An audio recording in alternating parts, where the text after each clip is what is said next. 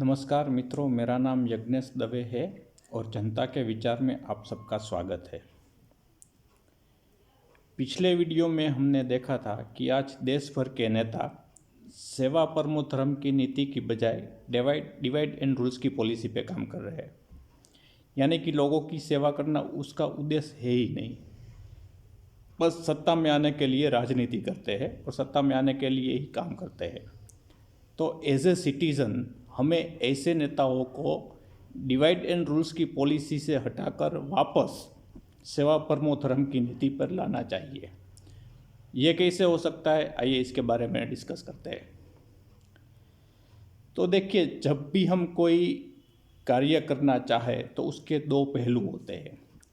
कुछ काम ऐसे होते हैं जो हमें हर बलिदान पे करने ही चाहिए और कुछ कार्य ऐसे भी होते हैं जो हमें हर हाल में नहीं करने चाहिए। तो ऐसा ही पहला कार्य है आंदोलन, जो हमें हर हाल में नहीं करना चाहिए।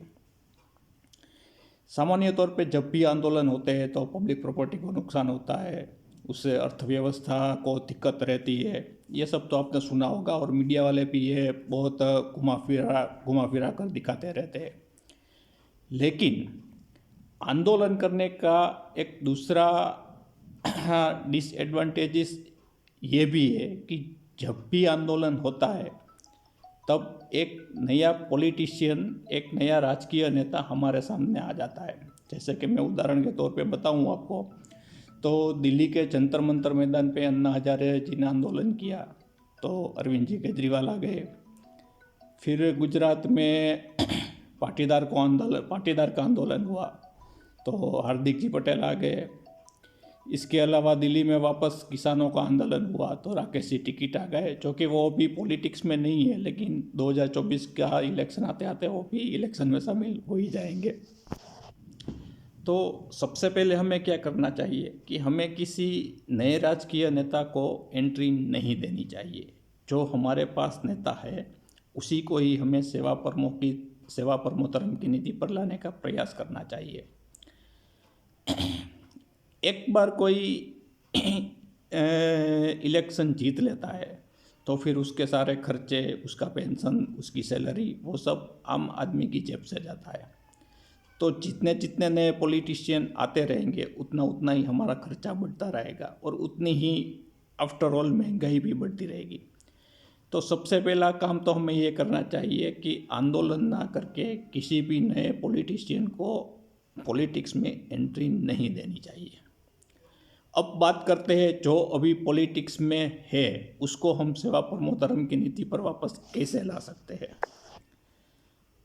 तो देखिए, जो लीडर होता है, जो नेता होता है, उसमें दो गुण तो होने ही चाहिए, तभी वो लीडर बनने के लायक होते हैं।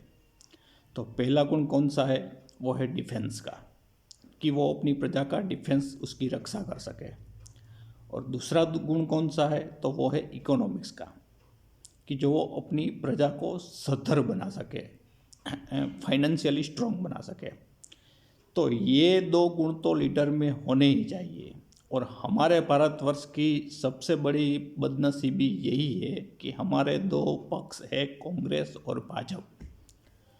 कांग्रेस के पास इकोनॉमिक्स का नॉलेज है तो वो डिफेंस में नहीं टिक सकता, और भाजपा के पास डिफेंस है तो वो इकोनॉमिक्स में नहीं टिक सकता। ये हमारी सबसे बड़ी मजबूरी है और इसी को ही हमें दूर करनी है। तो कैसे ये हो सकता है वो नेक्स्ट वीडियो में डिस्कस करेंगे। जय हिंद।